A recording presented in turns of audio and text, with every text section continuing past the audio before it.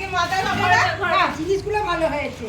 আর এই যে আমি হাঁড়ি খুব ভালো হয়েছে। আর কড়া আমার শাশুড়িকে দেব এইগুলো মাদার্স ডেতে। হাঁড়িটা খুব দরকার ছিল আমার শাশুড়ির, আর কড়াটাও খুব দরকার ছিল, তাই আজকে মাদার্স ডে উপলক্ষে এগুলো দেব। দেখি মায়ের পছন্দ হয়েছে কি, জিজ্ঞাসা কর। তুই তো দিয়েছিস তোর মাকে।